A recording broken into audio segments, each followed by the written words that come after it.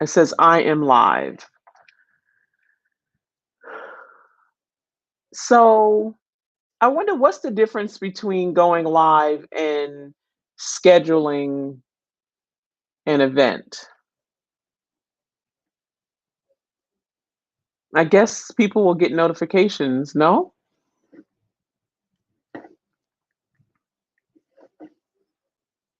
Can you hear me, Anne? Let me know you can hear me.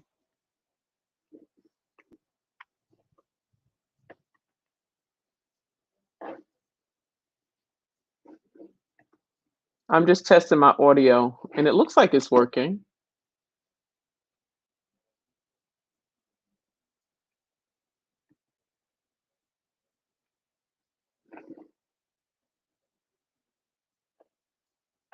I think I figured out that I was supposed to go live on this thing before. Um,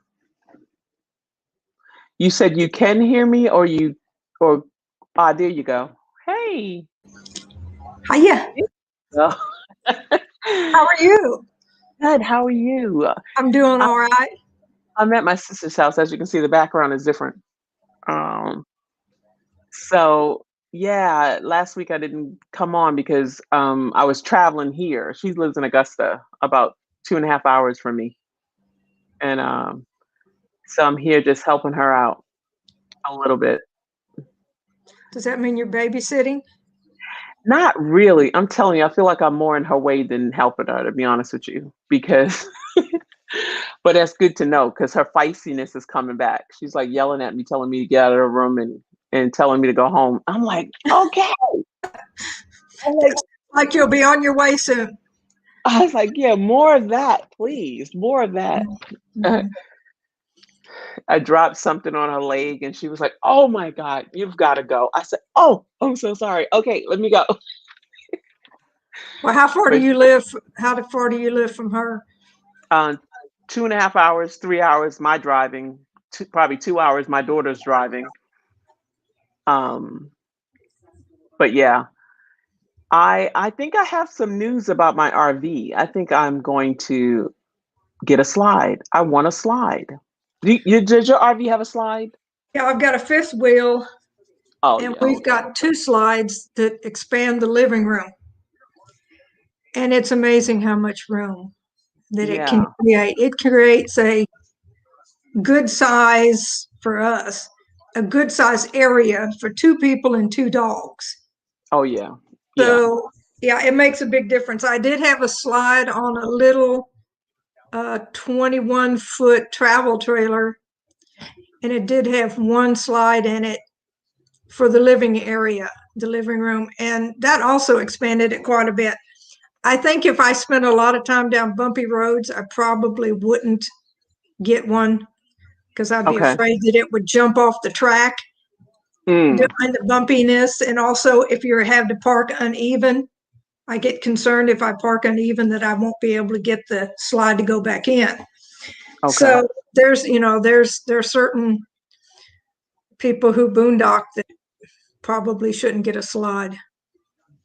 And that's the we're in campgrounds. Oh, okay. So because we need a certain piece of equipment that requires electricity.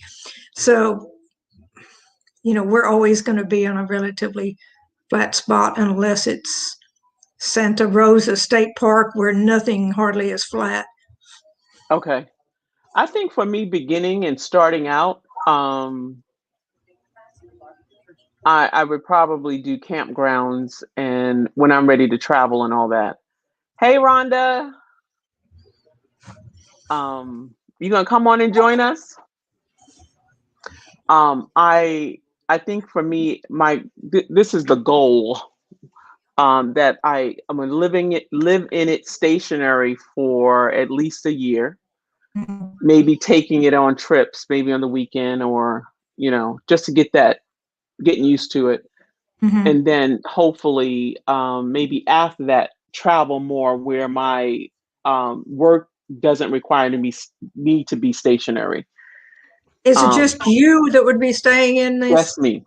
Okay, so you could go with the small class C and be fine. Now I want to pull it. I'm doing it. I So you definitely know want to I'm pull gonna it? do You a travel definitely want trailer. to pull. Okay. Yeah, yeah. Yeah, Because I thought about that. I didn't want the hassle of figuring out what to do with my truck and a trail, and an RV. I think if we both had really good backs, we would still probably be in a travel trailer Okay. Yeah, because because that bending and stuff, right? that That. bending to hook up. But part of the secret to that is when you get there, don't unhook.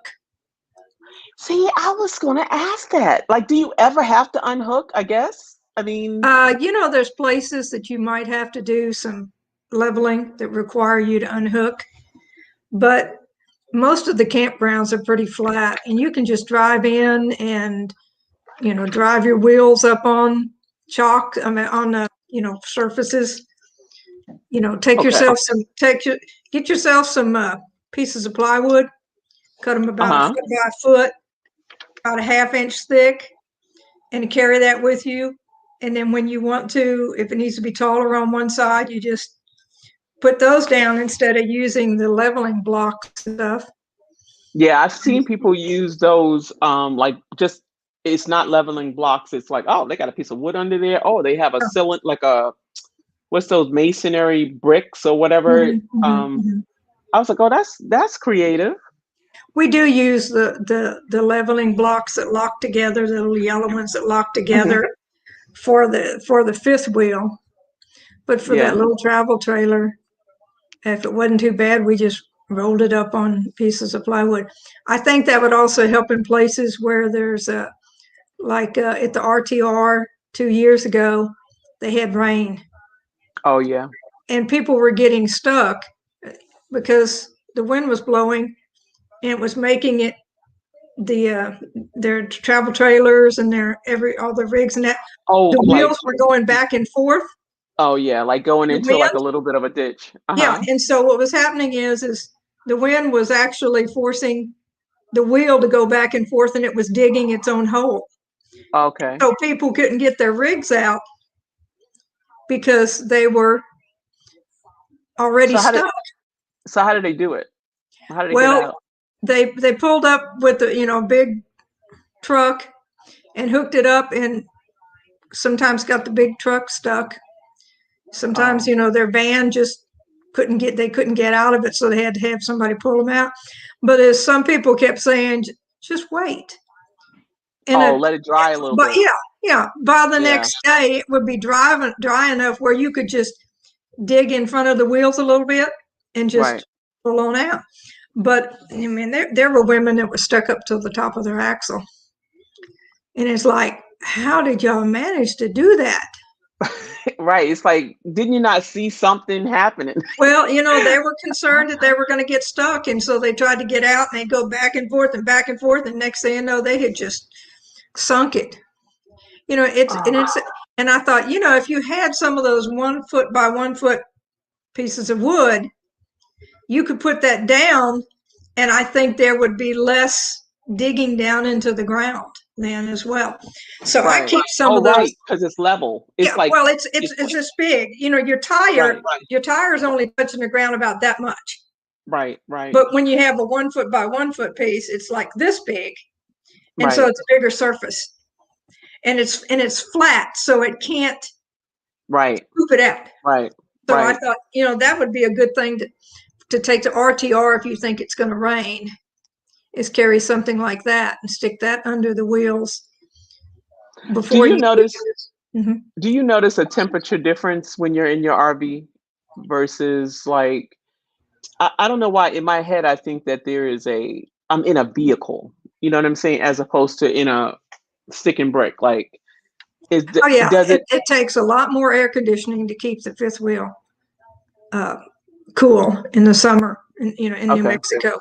In fact, we Okay. tend to not travel in July and August because it is so hot, and even June can be somewhat hot. And Okay.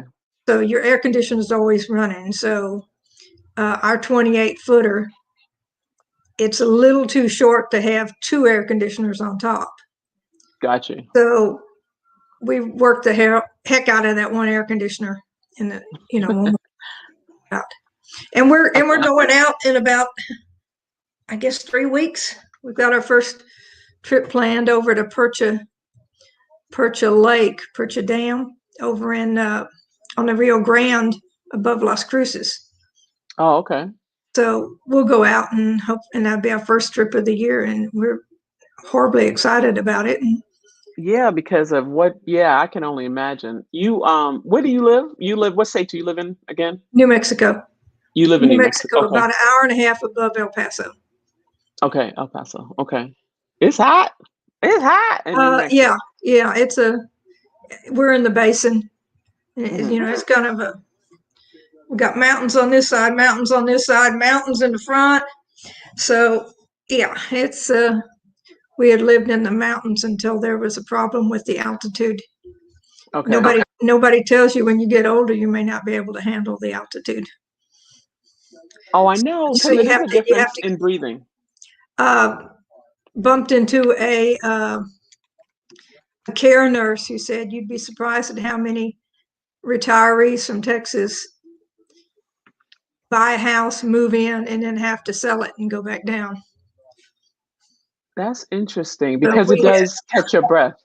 Yeah, and we had a house at 6,500 feet in the mountains and had to come down to 45 just because, and it's just because we would have done even more, but she just refused to leave New Mexico. So, you know, New Mexico's pretty tall overall. It's not Right. a place, if you've had lung problems, this is probably not the state you want to live in. Okay. Mhm. Yeah. I can only imagine that. That's interesting. So, but you had a house there that you had to sell, or you guys didn't? Yeah. There was a house. If we would move a mountain or a big hill out of the way, you could almost see where I could probably point to my house up there in the mountains. So, but in 8 miles, you go down 4,000 feet. No, 2,500 feet, and that makes a big difference. So do you still y'all live in your house, or you don't stay there now? Yeah, we live in a house down in the basin. Actually, we have two. I have one and she has one. Okay, gotcha. My wife has one right down the street. Gotcha. But they're both little houses. But we're looking to buy in Missouri or maybe Oklahoma, maybe Texas. We're tired of the dry. We're tired of not seeing a lot of trees. Yeah. So, you know, we think it's just going to get worse over here. So we're just going to scoot over there where there's more rain. Yeah. You only see rain. There's something magical about the greenery. There's something about that. Like when you don't see it enough and then you see it, you're like, oh yeah, I do miss that. It's something about the greenery. And at 6,500, we would get more rain than we got here because of the mountains and the trees. And you go up to 9,000 feet, and there's lots of trees. They're all pine trees and spruce and stuff like that, and a considerable amount of grass. But so if I need to get my tree fix, I just drive up there. It takes about an hour to get up there. Okay. What do you pull with your fifth wheel? What type of vehicle do y'all have? A Ford 250 Super Duty. Okay. It's a big truck. Yeah. It's you got to have running boards to get into this truck. If you're our age, when we first got it without running boards, it was pretty awful. You know, you almost had to jump into it. Oh my goodness. I have running boards on my truck, and I'm 6 feet and I still need them. So yeah. Let me see. I was saying hi to Sonia. Mm-hmm. I put the link in. If anybody want to join us on the screen, come on in. Let's see. I'm excited. I'm excited about getting my truck. Getting my trailer. I'm really, really excited. You have a 150? I have a Dodge Ram. You have a Dodge Ram? 1,500? Okay. So you're going to be limited. You're going to be limited by what that can pull. Right. and I'm good with it because I feel like this being that trying it out type thing. If I ever want to pull like a fifth wheel, then I know I'm gonna have to graduate. I know I'm gonna have to graduate up. Mhm. But then I think I would have gotten I feel like the truck that I have now was my initiation into driving a truck. And now that I feel like I can do it, I'm like, oh, I can go up. I can go up. I can do um, a 1 ton or something. Well, But I feel you going to carry a lot of stuff with you? no, no, So you don't need more than about a 20-footer. Well, I think the most I would probably go is probably about maybe a 25, but then they tell me Mhm. to stay right there. But Mhm. then again, you have to realize I'm not pulling it often anyway. My goal is not to pull it as often in the beginning, but I Mhm. want the length that I know I can pull when I'm ready to pull it. Mhm. Well, the nice thing about having a travel trailer is that you can always put a camper on back of your truck and Oh, put all your sporting stuff in there. oh, So when you want to, when you get to where you're going, you can unhook and you've got your bike or right. or your boat, and you have it So all in wait, the truck and all your fishing gear and whatever, and then you unhook and you drive off to where you can unload your boat and stuff like that. so are you saying that I would have a trailer on the hooked to the trailer, or have a trailer hooked to the truck and then the truck hooked to and then the trailer hooked to the. I'm so confused.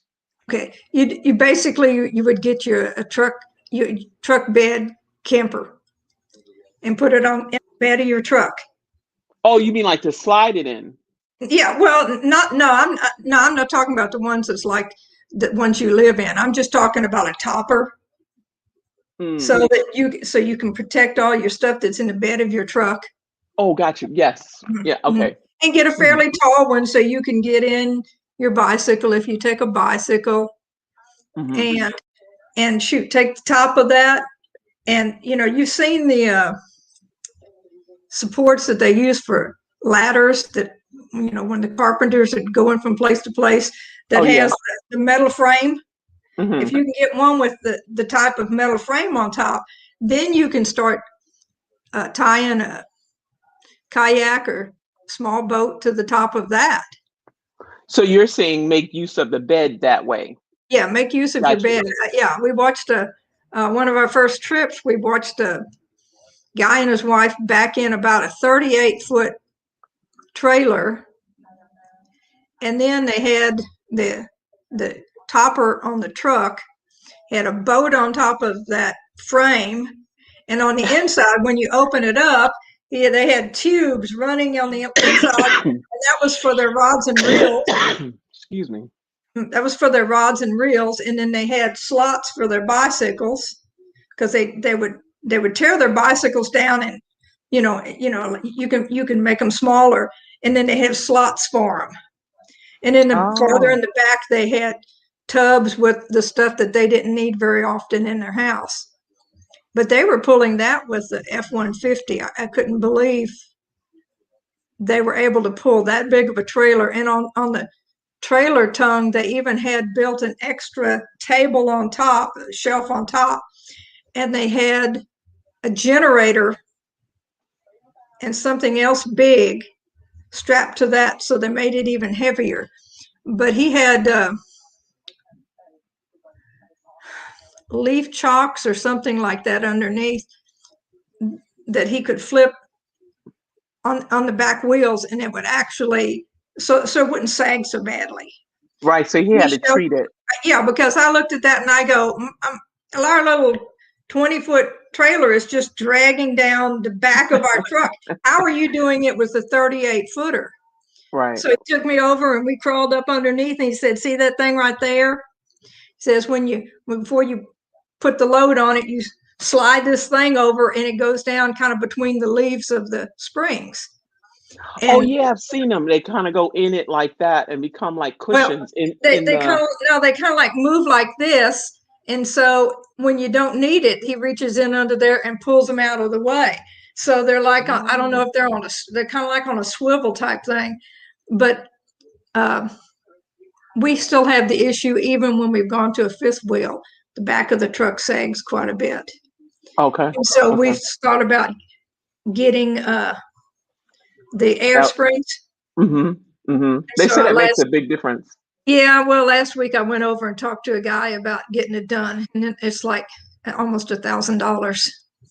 Okay. And I just don't know if we want to go to that much expense for something we only do about 6 times a year. Right.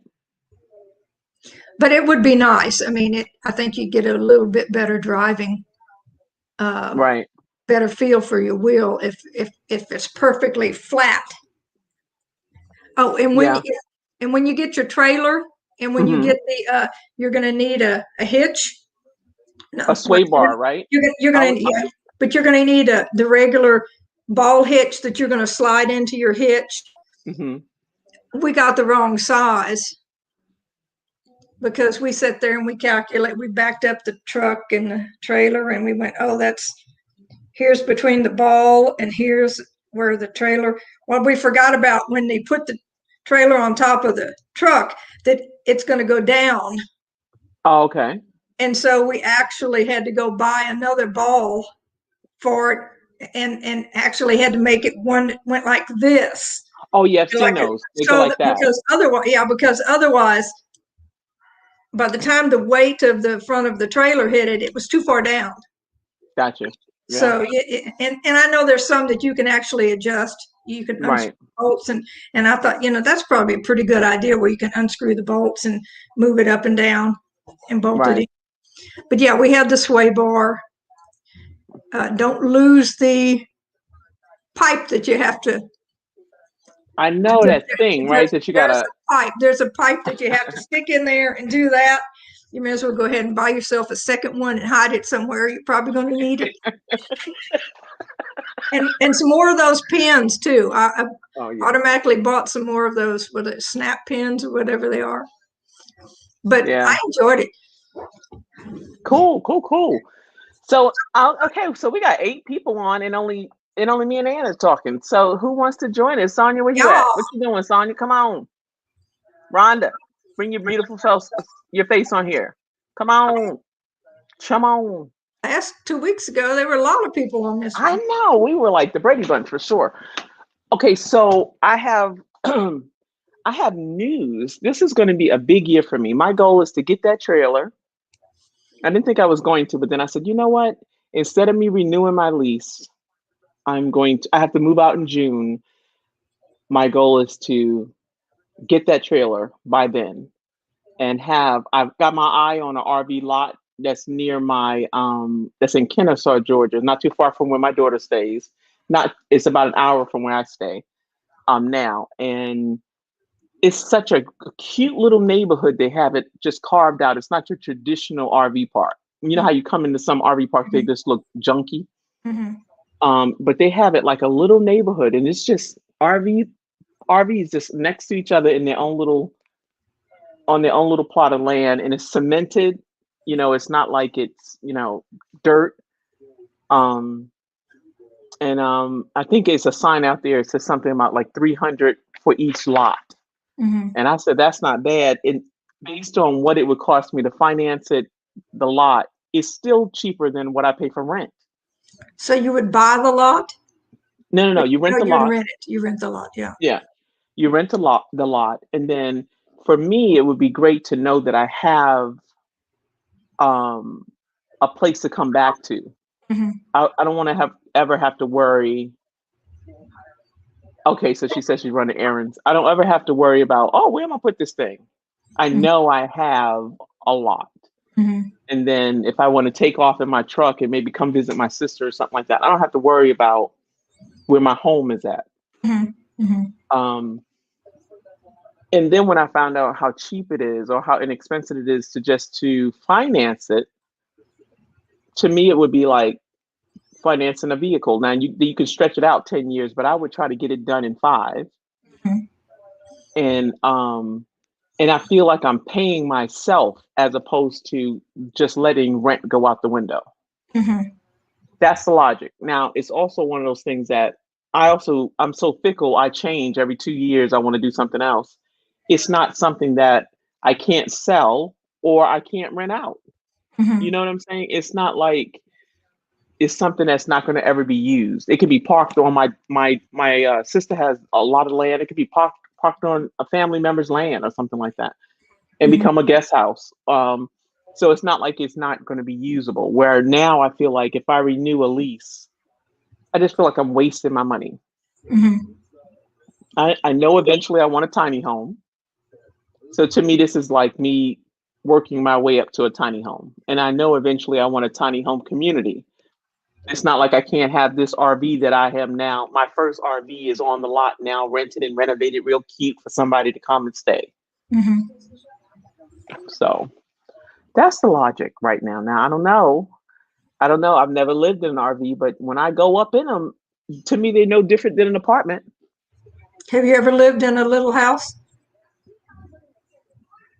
Um, a tiny home?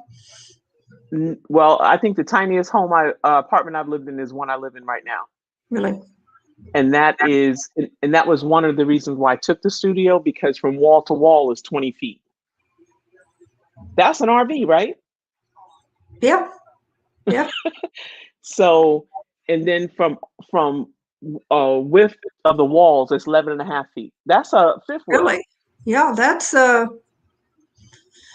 yeah. They're about 8 foot wide at the no. Was it 10 foot wide at the most in some cases? But most of them are about 8, Yeah, maybe 9.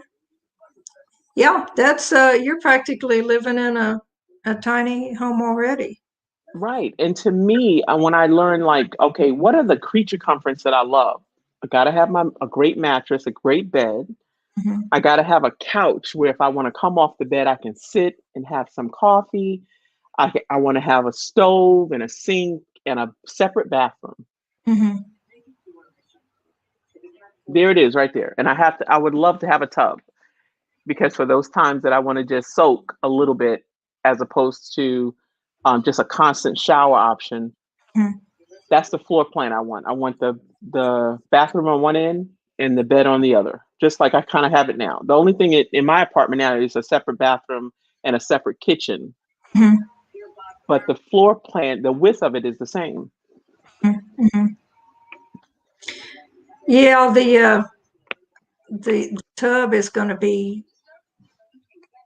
maybe a little hard to find, And but and here's in that video I just did, it had a cute tub. I was like, now, obviously, I won't be able to stick my feet all out and all that, but it would be enough to just kind of, you get that tub feeling, and then you get out. It's not Mhm. like a soaker tub, but they got some that are pretty deep enough that you could do a sit bath. You Mhm. know, and to me, that's important. Let me see what Judith said. Added 2 leaves on each side of my tow vehicle and made a big difference towing a 6600 trailer easy tow. Wow.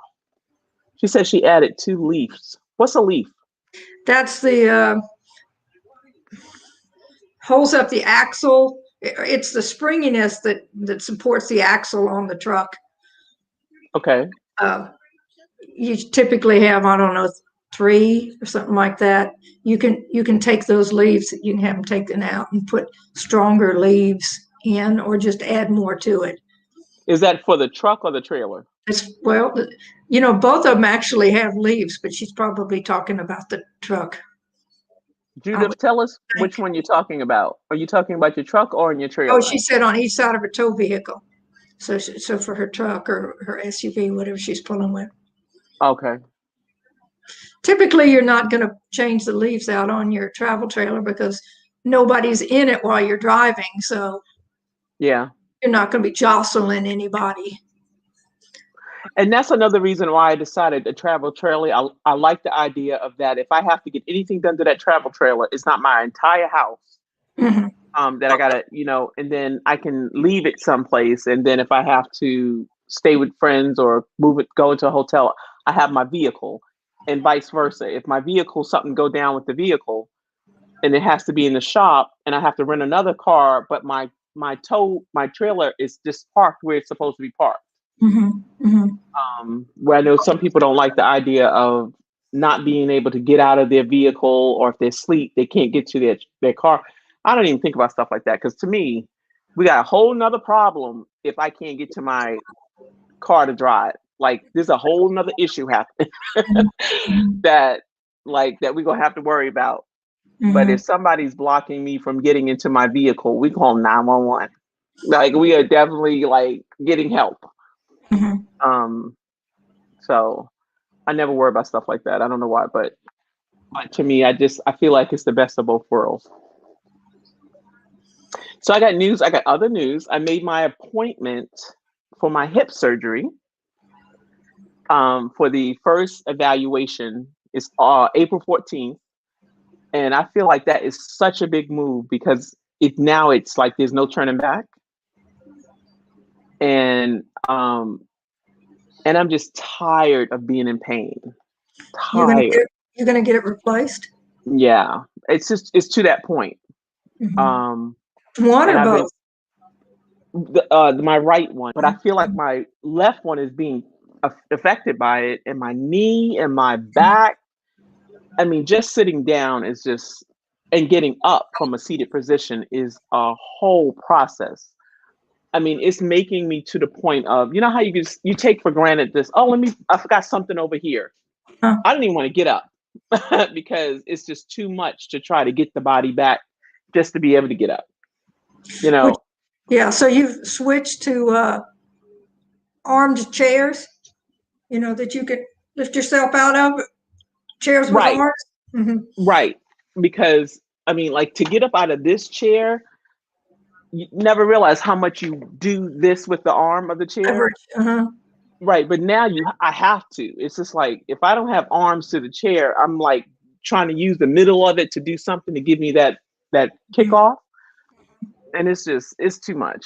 And I was thinking, when I first got diagnosed with my bone-on-bone hip, I was like, nah, I'm not going to get surgery. I'm going to do this myself. That was 5 years ago. And to me, it's getting progressively worse. And I'm like, I'm tired of it. I just want a better way of living and without pain. Do you need help? So yeah, those are two big things. And I feel like my goal is to get that all this year. Well, how long do you think your recuperation time would be? Based on my research, the anterior approach is the best approach in terms of the least amount of recovery time. Get some tape and lay out the size on the floor to get a truer sense of what your living space will be. Yep, Tanya, that's a good idea. I did that. I feel like I prepped for this type of lifestyle, the RV lifestyle, when I was doing the van life. And I do this for van life because, I was literally parked in my daughter's driveway. So to me, that wasn't like van life, but I did downsize enough to see that, oh yeah, I definitely could live in this space and it cannot get any smaller than this space. A van to me is too small. I think that's amazing for anybody who does it. But I need to be able to stand upright, and I want to be able to at least walk 8 feet. Like, I can't, like, there's got to be something in there where I feel like I'm moving, like, oh, I'm actually moving up in here. And I feel like that's why I know that the trailer has got to be no less than 20 feet and right at 25. That 5 feet that's 5 feet.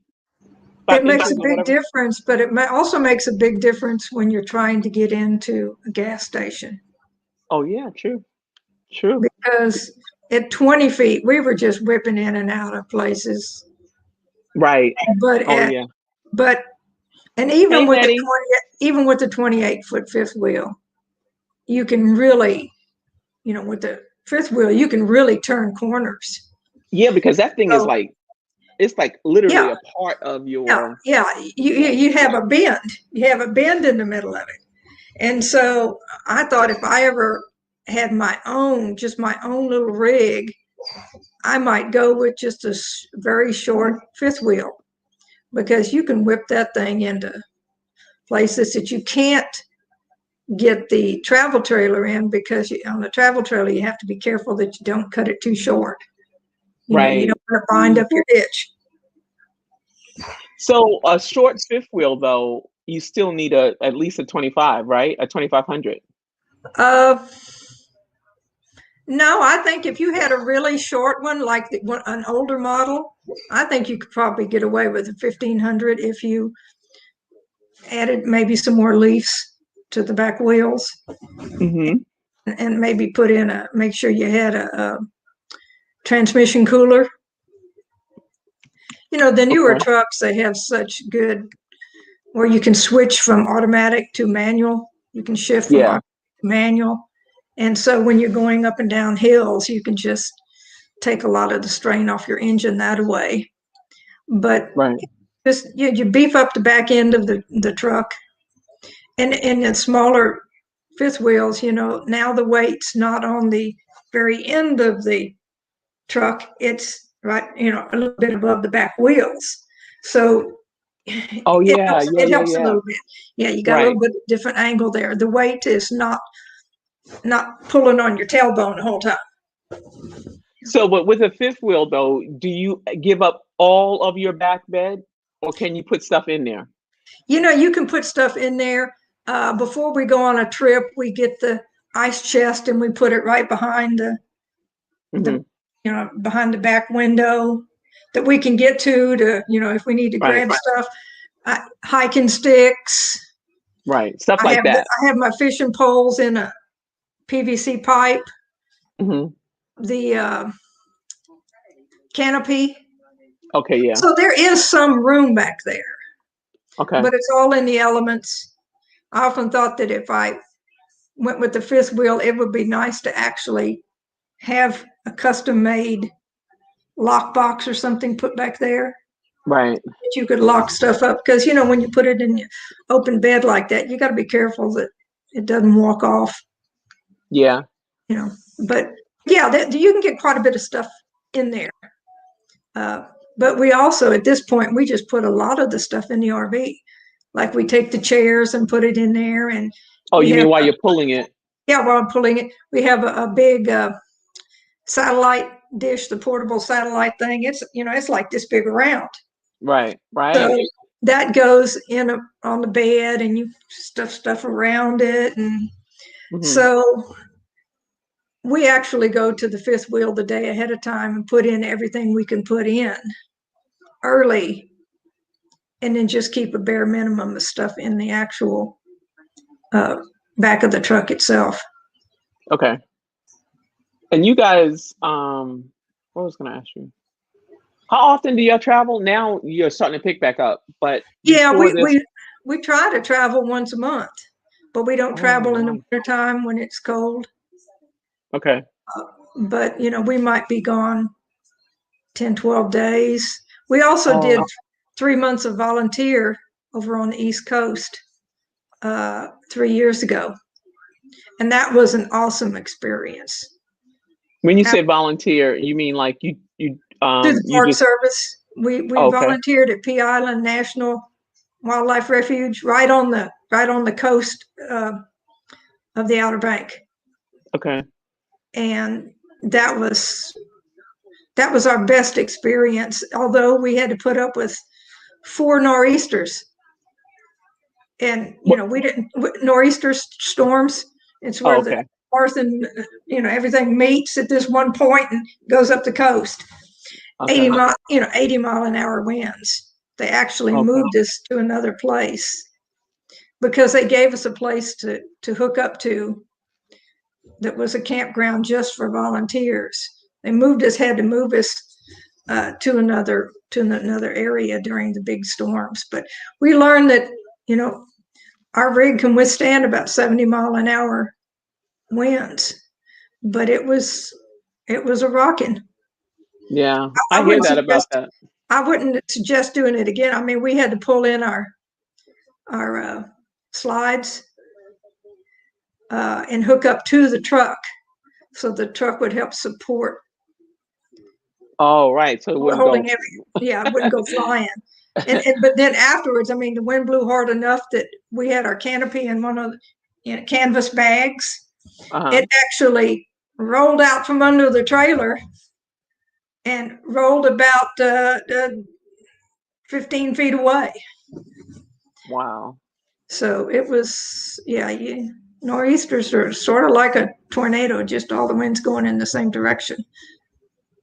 That's another thing too, I think about it. So if I'm living in an RV and I'm in an RV lot, um, obviously it's going to be here in Georgia for right now. I would deal with the weather, and that would be dealing with the weather different than dealing in stick and brick. Oh yeah, yeah. It gets scarier when the winds blow. I mean, Yeah.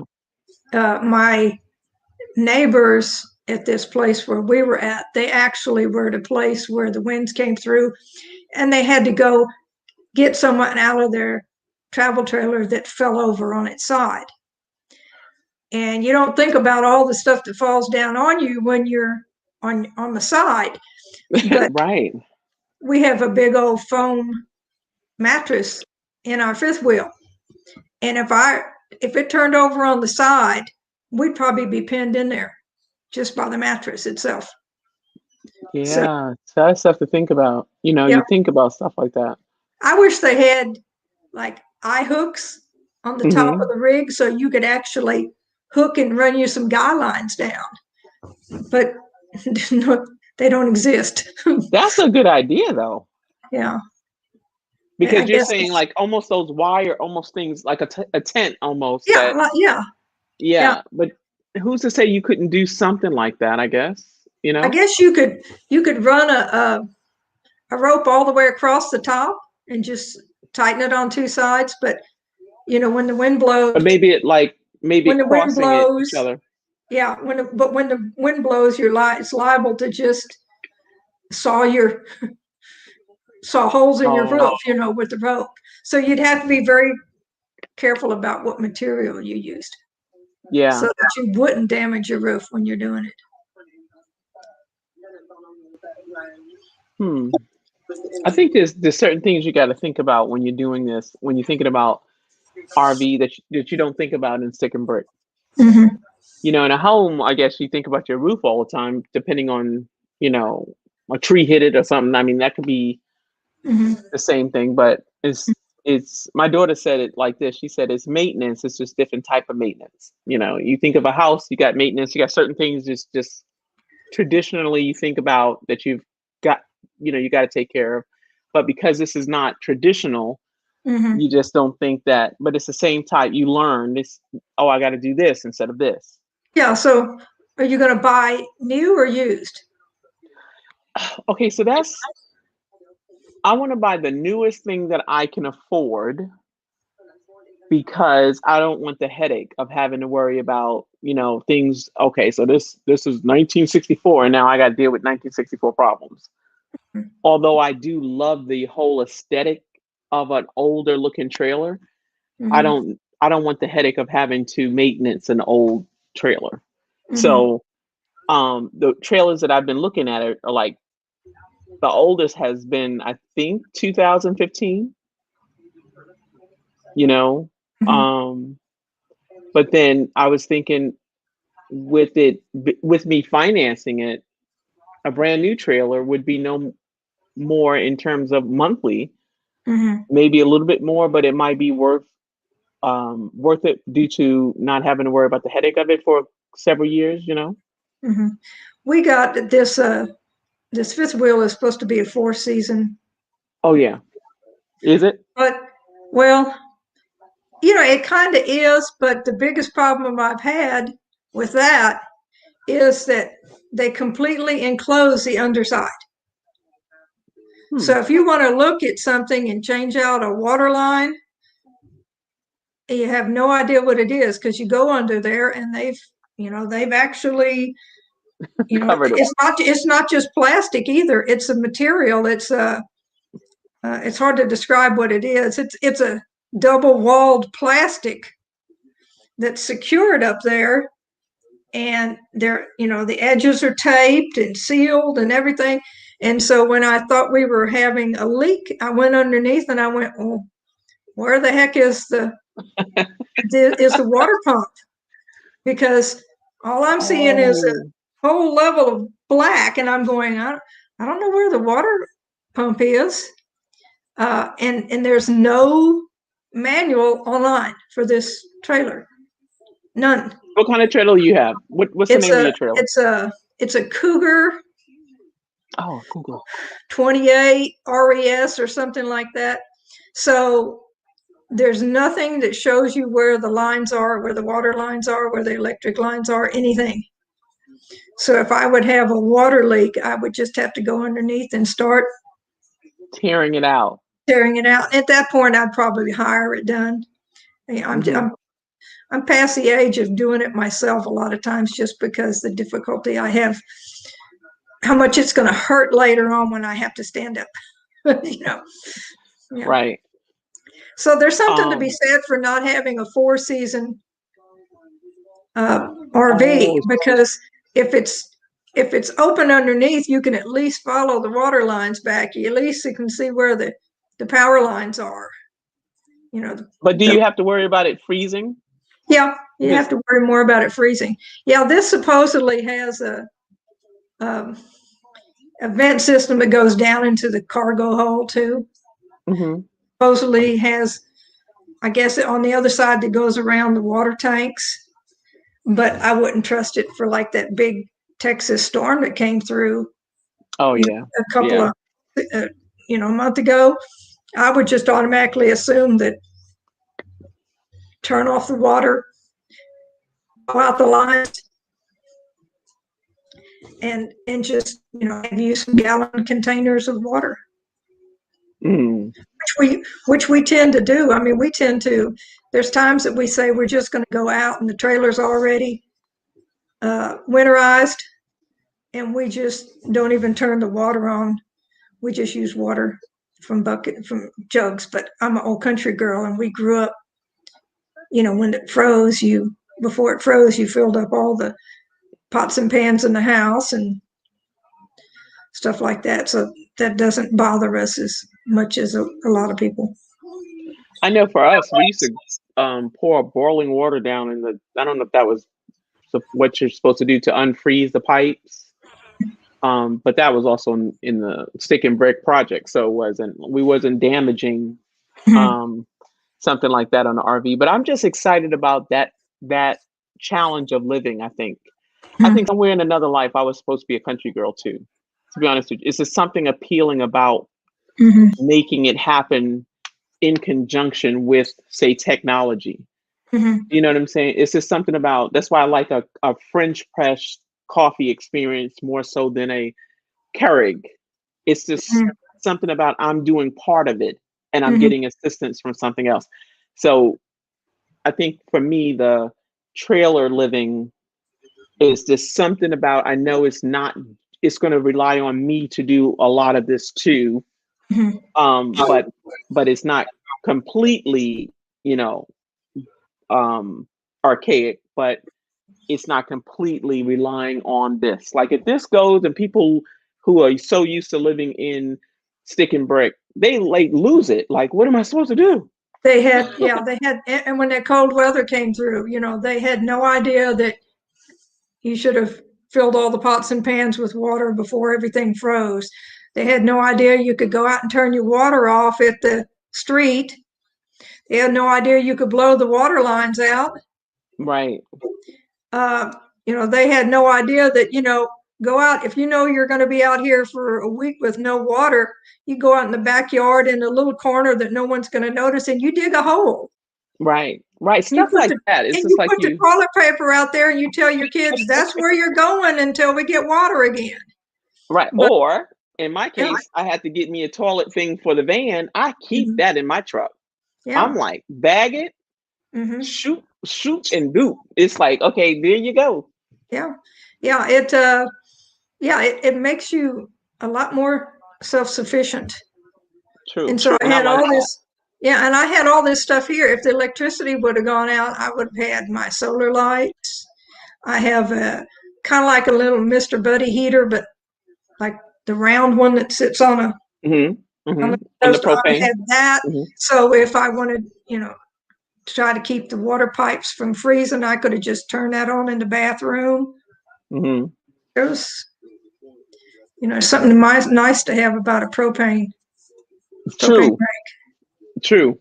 And it's just something about being able to live off the land, I think. And I've never, ever lived off the land, but there's something about it that's appealing to me, that I want to learn how to grow my own food. Well, you can carry stuff along with you in your travel trailer when you're traveling. You just Mm-hmm. put it out, and then when you're ready to go, you stick it back in. You have to be careful that it doesn't fall over. Right. And that'll be But a whole nother experience. It's like, okay, how yeah, do I pack this up? yeah. Hey, Lena, come on the screen. This is so refreshing. This is so refreshing. Usually it's you afraid to get on the screen, Ann. It's like, It's kind of weird. Last time we had like 6 people. easily. And I Yeah. was joking with, I think it was Karen. I was joking with Karen because she was the one messing up our audio. No. That's right. That's right. She was. Yeah. Why she gonna come on and look at this on the replay and say, stop talking about me. But yeah, I think it was Karen. Mm-hmm. But yeah, I'm glad I came on today. I'm getting ready to wrap it up though, because we was gonna go look at RVs for one, because here in Augusta, the RV shops are open, where in Cartersville and Ackworth, where I stay, they close on Sundays. I'm like, what is that about? Like, I don't understand that. But I said, oh, that would be nice to see what they have down here. And then I might possibly park my vehicle down here so I could be closer to my sisters. And I can be more support and more helpful to them down here. Mm-hmm. One more question for you though. Do you finance your RV or did you pay for it cash? Financed it. Okay. But put a big chunk down, but financing the rest. Okay. Yeah, it was just, I don't know. It was just, it worked out better. I could have paid for it, but kind of stretch it out a little bit so it doesn't such a big hunk. Right. I didn't know if I wanted that commitment, but then now I'm thinking, well, I'm already doing that commitment when I'm paying somebody's rent. Mm-hmm. If I could be paying for my RV and living in it, then I think that would be worth it, because eventually now I own it, as opposed to just paying rent to somebody else just to stay in the apartment. And then I don't have to worry about people around me, because right now the situation that I have is I got the band and whomever that is stomping on top of my head. Then I got to smell everything that they're smoking. And then I got to deal with, the cigarette smoker on the other side. Nothing would be attached to me in my RV. No, but you still have your trouble with your neighbors. Right, but they're not attached to my walls. That's all true. I'm saying. That's true. They're not attached to your walls. And then I can just be like, you know what? Maybe this is not the lot for me. Guess what? Let me just move to another spot. Yeah. Right. And then if heavens, I'm manifesting. This is what I'm manifesting. I'm manifesting somebody's property that I can rent. All I see is greenery, and I'm on their lot or whatever. Like one lady said to me, she doesn't live in a RV. She just lives in somebody's farm with cows and chickens. And something about that just sounds wonderful. Yeah, set up your own solar panels and solar system. You'd need quite a big one if you would want to have your own air conditioner. Lena, thank you. I don't know how to get to that, but thank you. I feel like I don't. How do you get to the cash? I don't know. I don't know. I don't have an account, so. Hey, Dangia. Yay! Come on the screen. Let me see what Daddy says. I am in Houston, and when we had the snow and electricity, outage, I have everything I need. Propane stove for hot food, can emergency heater in a can, and a little buddy heater. See? See? That's awesome. Then he says, I'm moving out of in May and can't wait to save the rent money to help start clearing. See? There you go. Oh, Yeah. wait, Lena said how. Hold on, let me give you the link. Paste. Boom. Okay. Click that link.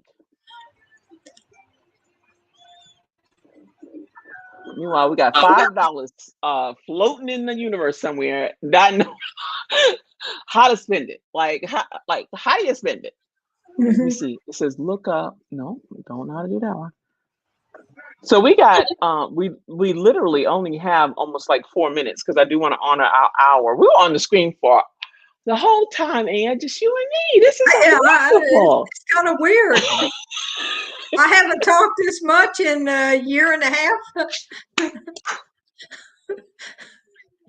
The pandemic hit, and I went to ground. Let me see. Rhonda says, when I purchase my acres, you can come here. I'll have a yes. I'll take you up right on that offer. There we go. And it's in writing. So let's put you on the screen so that we can see it. Bam. You can't take that back. Idea. And you could, there might be a little cash transfer. You get about 3 travel trailers on your property and have a little cash change hand. And it says it won't let me. It keeps saying block or report. Let you do what? Oh, you have to be on something that shows your camera and your mic. Because I think last time, who was having problems with it? And it wouldn't let you on if you didn't have your camera and the mic.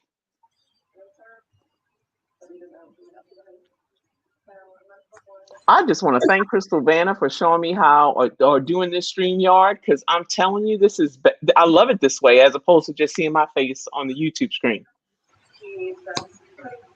So, what was I gonna say? Yes, but so that's the idea. I would love to be able to have land, right? And then that's a way to earn some income, but just create a community, and then you kind of know who's there. You're like, and down the road, you got so-and-so down the road, and you know who's here. I just think that would be awesome. Well, they're talking about doing that on the cheap RV living site on their forums. People talk about buying acreage and just having people come out. And then you have to start thinking about, well, let's talk about the liability.